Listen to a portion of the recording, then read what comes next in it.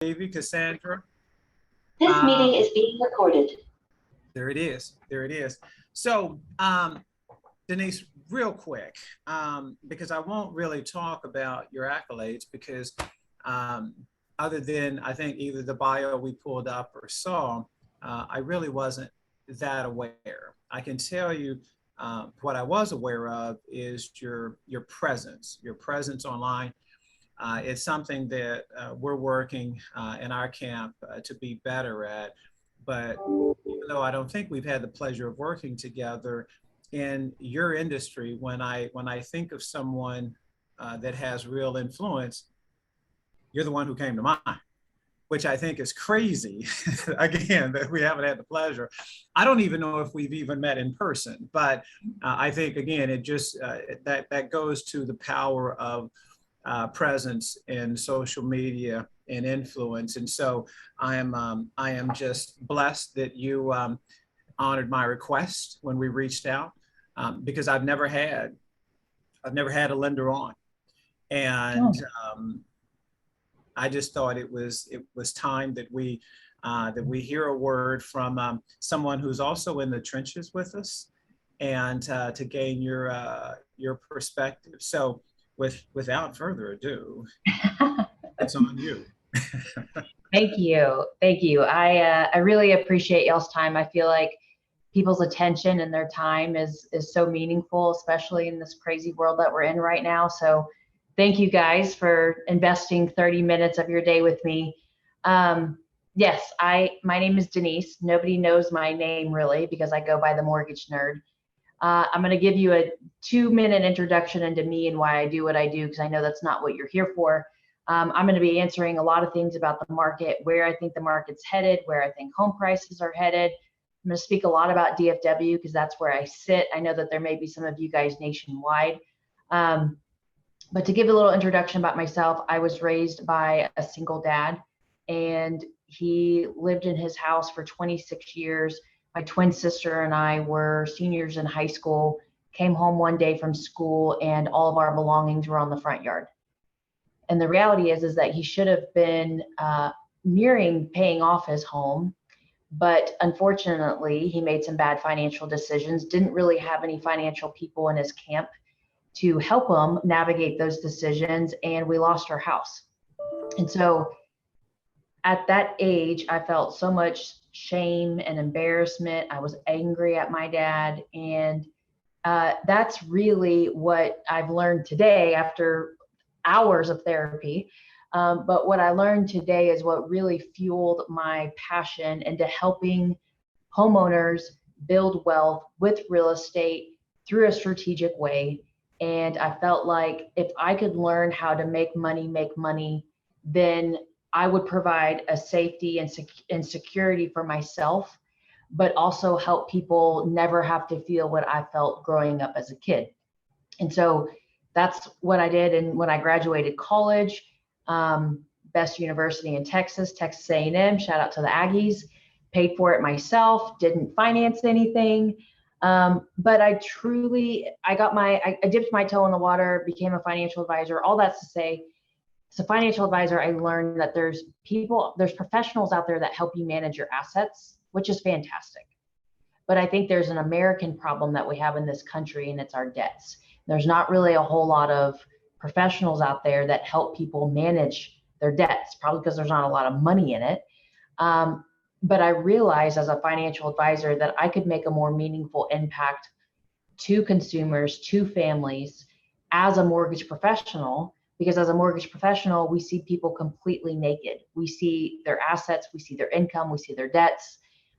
And I just remember when I was a financial advisor, I would have people invest their money, and then they would, and even to this day, there's a client last week, and she was like, I put $80,000 on a credit card, but don't tell my financial advisor. I had to pay for my kid's college. I didn't want him to know how much I was paying for for my kid's wedding. I didn't want them to know, and I put it all on a credit card. And meanwhile, this financial advisor has no idea because they don't pull your credit.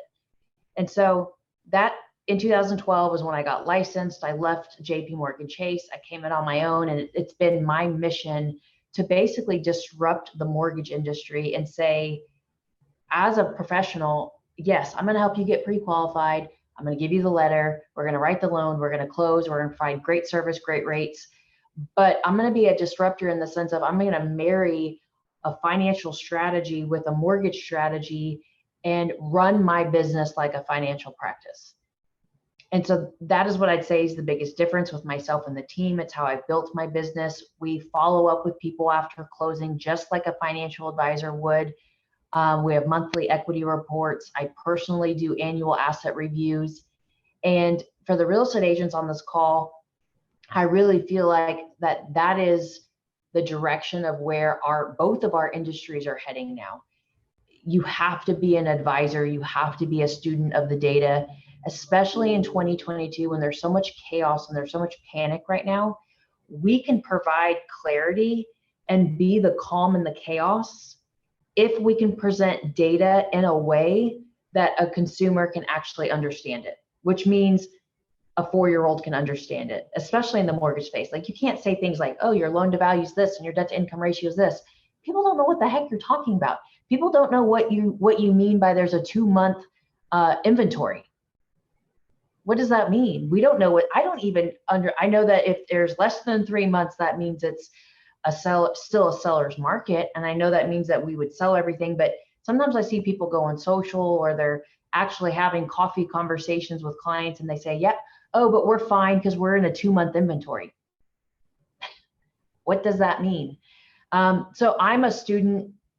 That's why I go by the nerd. I've been a nerd my whole life. I've studied making sound financial decisions, and my whole mission in life is to be able to teach potentially a mom and a dad or a single mom and a dad, whoever, something about finance that they might not have known, and they can teach their kids. And then we can create this generational change. At the same time, I have another client, and that's my real estate agents and my partners. And so I'm fulfilling the need for my borrowers, but there's also a big need for my partners of helping their business grow, helping them with social media presence, helping them with data and statistics that I study because I consume that stuff all day long, and giving it to my partners so that they can deliver it as their own. I don't care. I don't need the limelight. If you're sending me the business that you get from it, that's the partnership. And so that's in my consumption of research and data and so forth. I have to be a good business partner to my real estate agents to help you guys acquire more business in a market that's getting tougher. It requires more skill. It requires more sales tactics and techniques. The last 2 years, quite frankly, has been easy. I'm excited about this market because it weeds out the weak people. And weak doesn't mean what your production level is. Weak means, okay, if it's going to get tough, are you going to go and get tough too? Or are you just going to gripe? And are you going to, sit in that victim mentality of like, oh, it's hard. And, sellers are getting frustrated. And okay, but what are you doing to sharpen your skills and show up? I'm a big basketball lover. I played basketball. I know that's probably shocking to some people because I'm only 5'4", but I was a mad point guard in the back of my day. And I just think I study people like Kobe and just his greatness and how he showed up every day and how he practiced his skill. Even though he was the greatest, I still think the greatest basketball player of all time. He didn't stop at that because he knew you have to keep watering that plant. It's like when a plant starts out at the beginning, you water it. And when you get into a tree, some people think, oh, you don't have to water it. You still have to water that tree. Anyways, so that I could go into way more detail, but I am, as you can tell, super passionate about what we do. The first thing I want to answer is in the bullet points that I know you guys that Ben had sent out that I would be covering today. One of those, and it's a question I'm getting from clients and my partners, is now still a good time to buy? You guys are you guys getting that question? Yeah.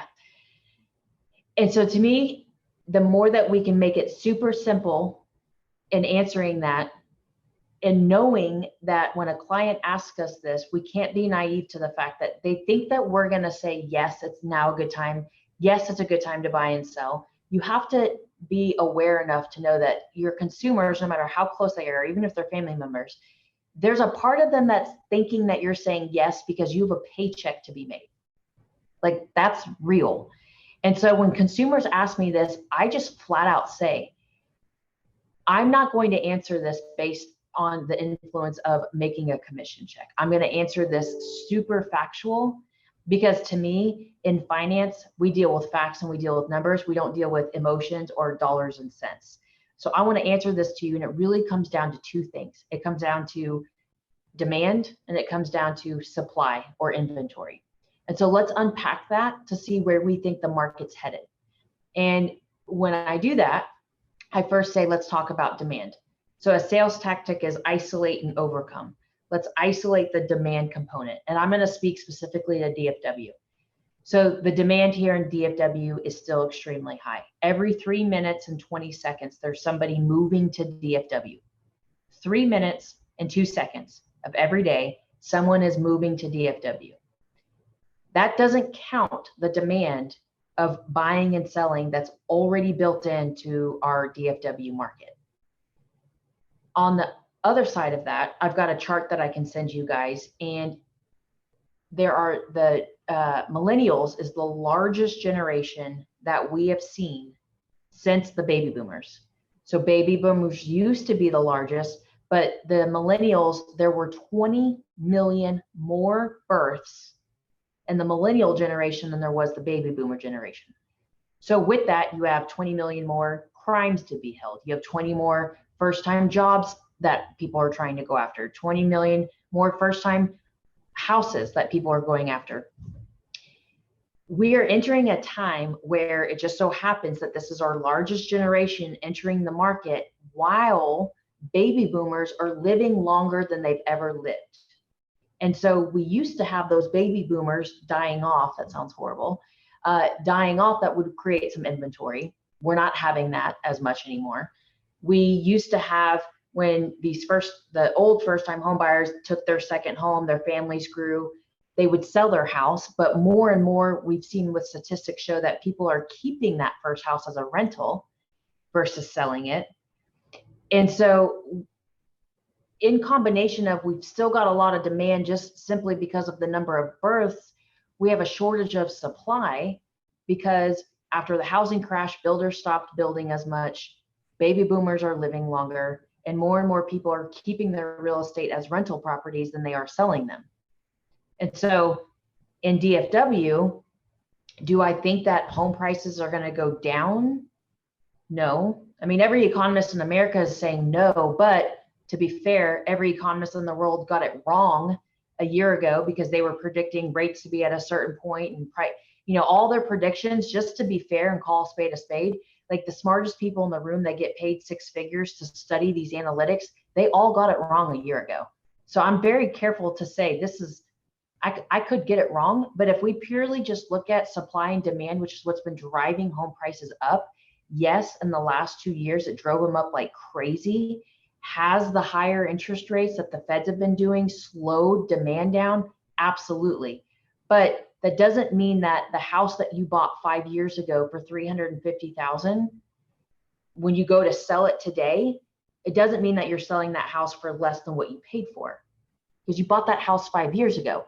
It just means that, as we all know, sellers who were used to making, oh, well, my neighbor sold it for this and got six figures over asking, and that appreciation rate isn't as aggressive as it was. And so, yeah, we're seeing more price reductions, but that doesn't mean that our home values have actually gone down in value. So there's a big difference between, and this is what we have to articulate to our clients, there's a big difference between the 07 days when our values went down versus a slower appreciation rate. They're still predicting a 9% appreciation rate in DFW this year. Now, compared to last year, which was like 29%, any statistic or headline or news, anything that you read compared to last year is going to be down. Because quite frankly, the last 2 years was the hottest market that there was. So when we do those year-over-year analysis, which is what a lot of people do, and that's fair to do, even in your own production, you're sitting there, you might be comparing your numbers year to date this year to where they were last year, and there's a very good chance that your numbers are down. It's not because necessarily you're doing a bad job. Maybe you have, and maybe you're not doing those daily disciplines, so you need that reality check with yourself. But you could be doing everything that you were, it's just you're comparing it to the hottest market on the planet. it's going to be down.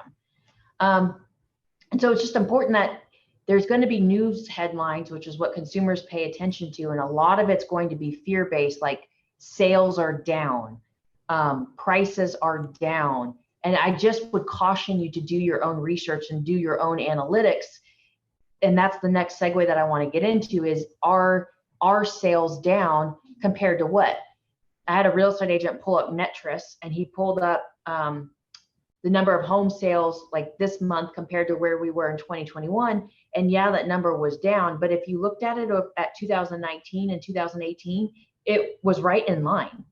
And so I think having those graphs and those charts to show clients is also proof in the pudding, where they don't have to take your word for it. I don't want to take your word for it. You get paid to close the deal. Don't expect your clients to take your word for it. You wouldn't do that, so don't expect your clients to do it. Have charts and slides that you can go to and present and show them, here's the proof. You can't speak from emotion or they won't buy it. But if you run analytics for them, show them, here's where the number of sales were. Yes, I still think that the economy is healthy. Yes, there are still people relocating to DFW left and right. I don't think that there's going to be enough supply that would create, any kind of housing bubble or housing crash. And speaking of housing crash, that was largely due to crappy mortgage guidelines and fraudulent appraisal practices. And the mortgage guidelines are stricter than they've ever been. Our debt to income ratios are strict. We are actually verifying people's income, and it is the most conservative approach when it comes to income. Meaning, if you have bonus income or variable income, we're not looking at that on this short of a time period. We have to average that over 2 years. You might have had a great year last year, but the guidelines are so strict in those formulas now because they don't want another housing crash. So some people are like, oh, that doomsday, this is where we're heading. These people buying these homes at these sales prices are capable of paying that. So I think that's really important to answer the question of, is now still the time to buy? Where's the market headed? I can also send you guys a analysis. So part of being a mortgage advisor, which less than 1% of loan officers are certified mortgage advisors. The reason why that's important to you and to your clients is we actually have the software and the capability to show them the aftermath of their financial decisions. Meaning, if you buy a house today, here's what that looks like versus if you wait. What financially is the opportunity cost if I wait? Even if rates stay the same, or if rates go down, you're not stuck with your interest rate. You're never stuck with the rate. We offer all of our clients a no-cost refinance. So I tell my clients all the time, lock in the sales price, because that home today, this exact home that's listed for $400,000, is going to cost you more money in a year, 100%. It's not going to go down. It's going to cost you more. So marry the home price and date the rate. If rates go down in 2 years, no cost refi, we'll keep you in a 28-year term. We've got all your stuff on file, easy peasy. But that house, just assuming it goes up in 4% appreciation, which is cheap right now, is going to cost you this much more. Financed over the next 10 years, because on average, people are staying in their homes 9 to 10 years. Here's what the cost of that is over a 10-year time period. And it's like 40 grand, let's just say. It depends, of course, on everybody's scenario. But that is me showing people the numbers of the cost of waiting. When we're doing an analysis of renting, the cost of, what are you gonna do? Pay $2,000 a month in rent to wait a year? Okay, well, you just pay 24 grand in rent to wait a year to see how the market's gonna go. So nobody's oftentimes being like, okay, well, what's the decision of you waiting? How much should you pay in rent versus what you're scared to buy because you think that rates are high? Okay, well, if rates go down, you can just, you know what I mean? Like actually showcasing the cost of that decision and then adding up how much they've already paid in rent is enough.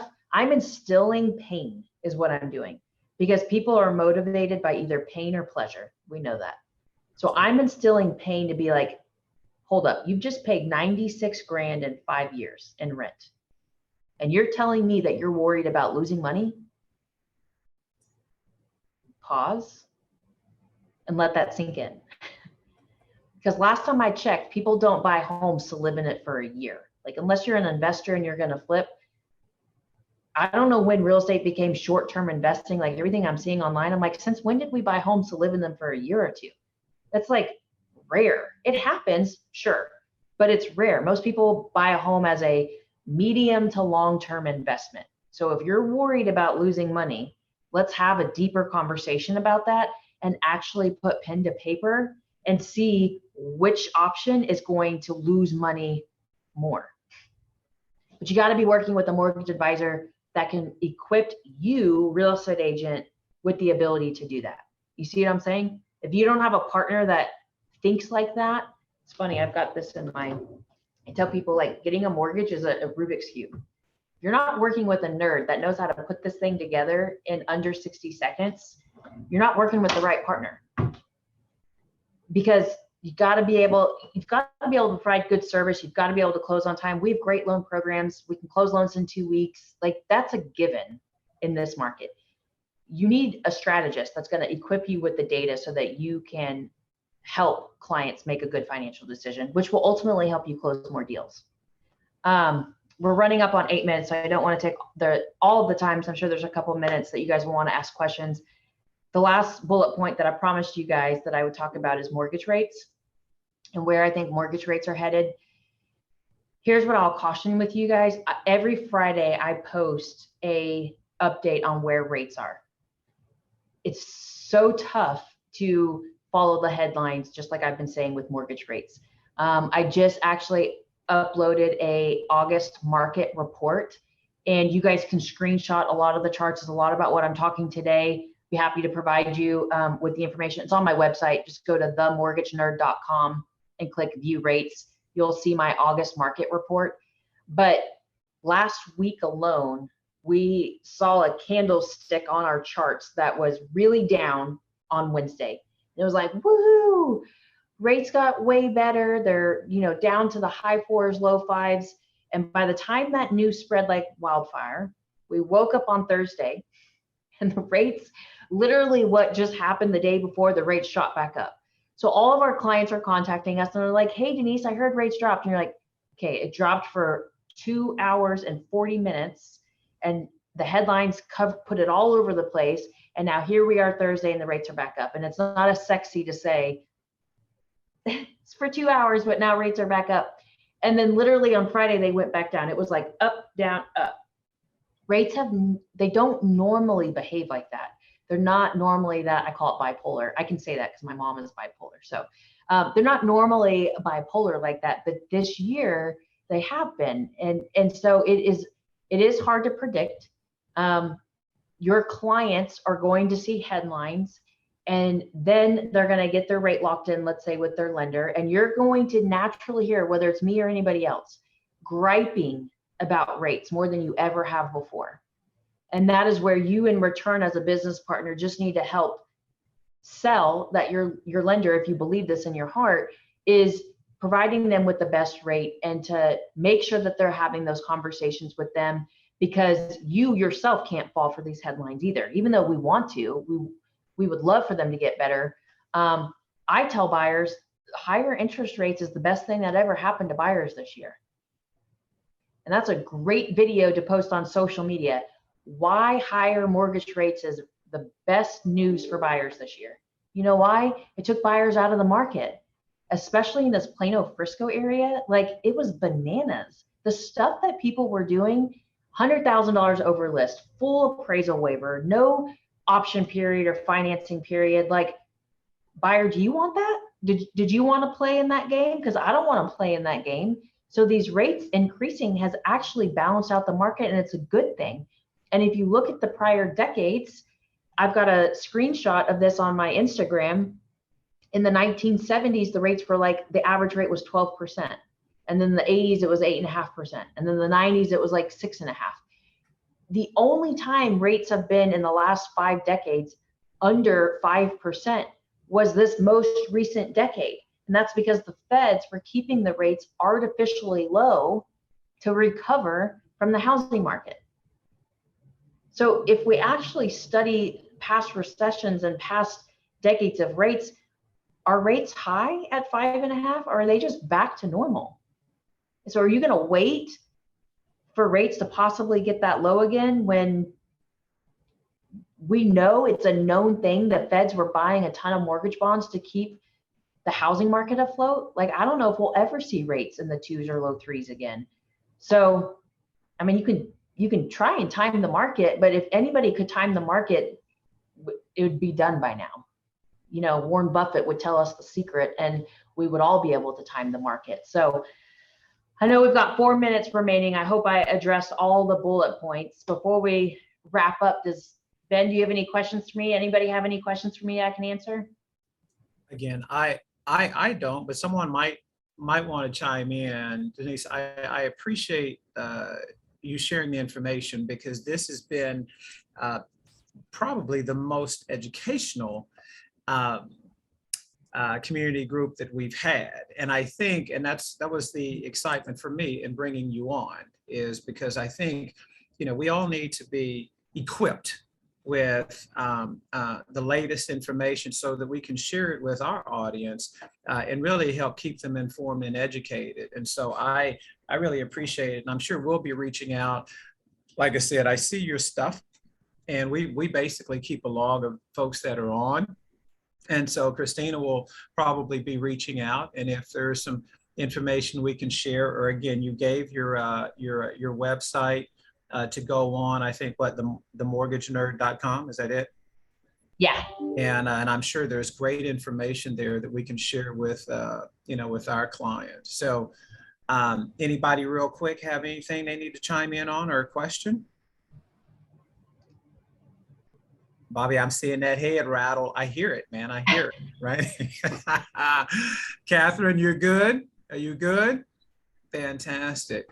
Denise, I so appreciate you sharing, and definitely look forward to meeting you in person again if we haven't.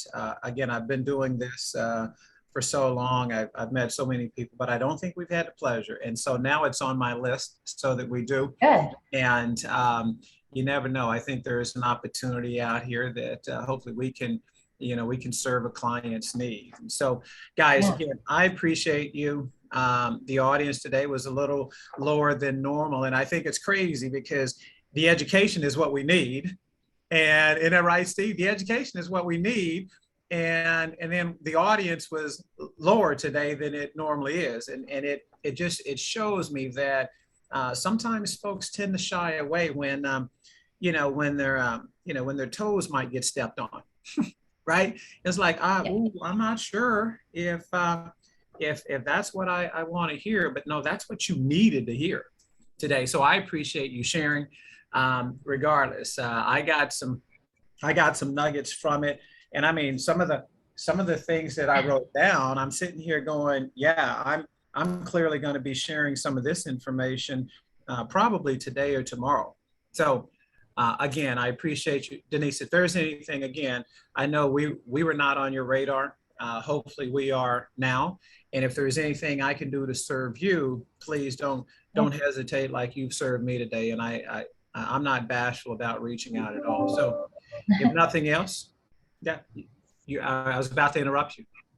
No. I was just going to say, so my gift to my partners, and I'm happy to extend it to your group, every Friday, if I have your email address, I promise I won't spam you guys. Every Friday, I send out an email to my partners that gives them something that they can use themselves. Sometimes it's a social media graphic that you can use with the sample caption, or sometimes it's my market update. If you want to be added to that Friday email list, just shoot me an email. It's denise@themortgagenerd.com. That's DENISE, not with a C.